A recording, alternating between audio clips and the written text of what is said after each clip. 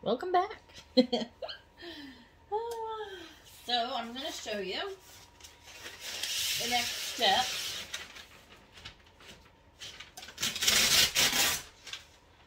To doing these. You can see. Oops,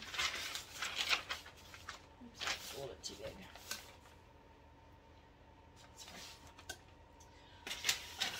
big. Earrings.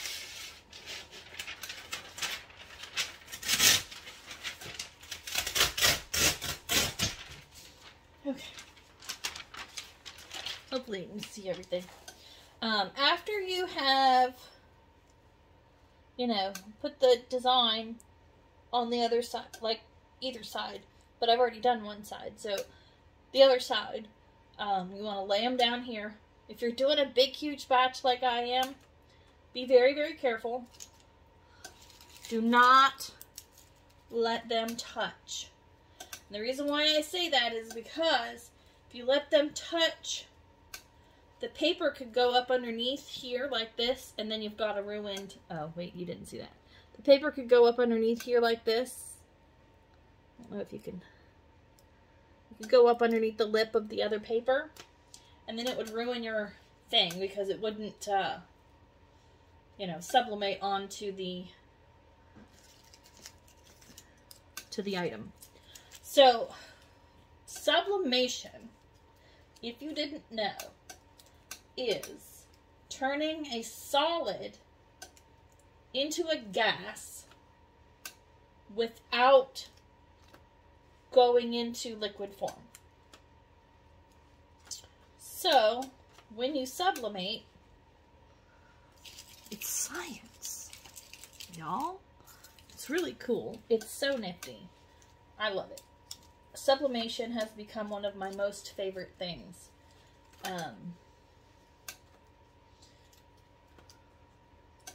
I really love doing it. You get really great results fairly quickly. I mean, my process is taking a little bit longer because I'm doing so much. I'm trying to get prepared for my craft season. So I'm doing a lot. So it takes a little bit longer. Make sure you're putting the paper up. Otherwise, it's not going to sublimate properly. The heat has to be directly onto the design. So you definitely need to make sure that the design is on the top.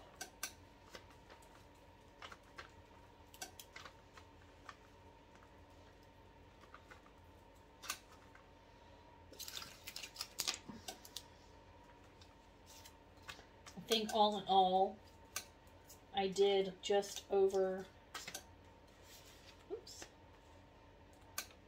well, between the two different style earrings, I think I did about 150 earrings, and I did 2 sets each, so probably about 300 sets of earrings. So then you want to make sure that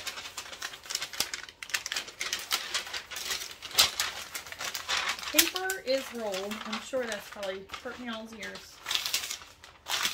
Making it a little bit difficult. Alright. Put your butcher paper. Now this is butcher paper. This is non-wax. There is no wax on this, so it's not like parchment paper or anything like that. It's called butcher paper. It's plain paper. It's just, there's no wax on it or anything like that.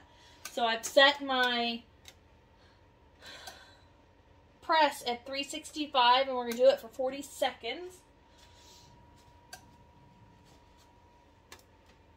And you want to have good pressure. It's probably not enough pressure. You have to have good pressure so that it gets, you know, it smushes it down and it gets it all good to go. Oh, I forgot to set the timer. Don't forget to set the timer, or you'll sit here forever waiting for it to be done, and it'll never be done.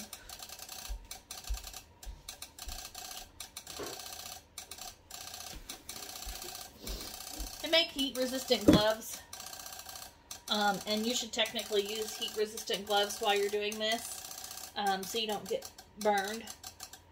However, I don't use them. I should use them because I have burnt this snot right out of myself a couple of times.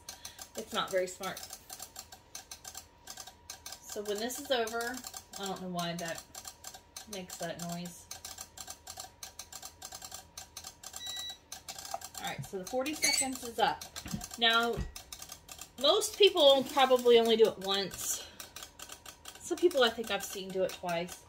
I like to do it twice. And the reason why I do it twice is because there could be an uneven spot in your mat or whatever, or your table is wonky or something like that. I'm just turning the whole, there's pads underneath here, and I'm just turning the whole pad. Since I have so many, if I only had a couple on here, I'd just turn the paper. But since I have a ton of them on here, I'm going to turn the whole pad just so that they don't go everywhere. So anyway, I'm going to turn it around, and I'm going to do it again, just in case one of them didn't get enough pressure, or, you know, whatever. So we'll do it another 40 seconds.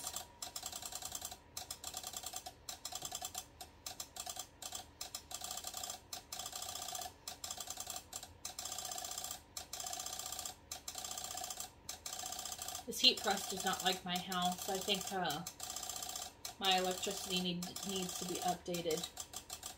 I think that's why it's making that clicky noise.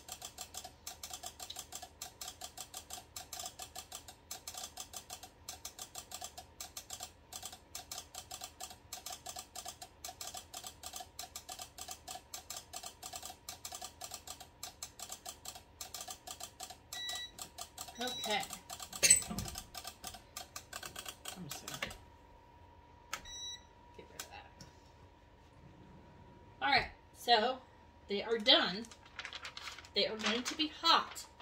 Hotter than snot. I'm telling you. They're going to be hot.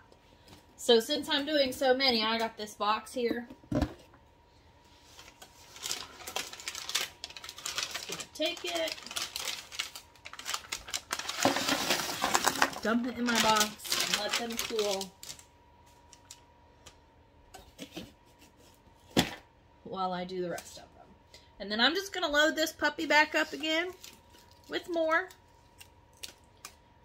and go about my merry way. But I just figured I would show y'all how it's done, since, you know, my channel is about budgeting and crafting and baking and the whole 9 yards, because, you know, I'm a jack of all trade and master of none.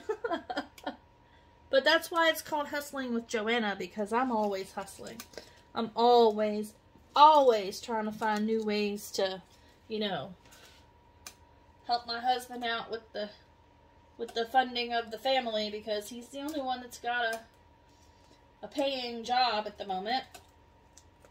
I decided to quit my job almost a year ago now, to stay home with the children. One of them is getting ready to graduate this year, which is exciting. That'll be graduate number 3 in our family. And then the baby is only 8. He'll be 9 in March. But they were struggling, especially the baby. He was struggling big time. And everybody else seems to be a lot happier with mom at home. So we're going to keep it that way for a long time. So, but I don't like not being able to contribute in some way. I think at this point I'm really just not really contributing a whole lot, because I think my businesses cost more money than they actually make at some point. But eventually, if I work hard enough at it, I have a feeling that something will come of it. That's why I'm doing the YouTube and the TikTok and the Insta and the 9 yards. But anyway, I appreciate you very much for watching. If you like what you saw, hit that like button and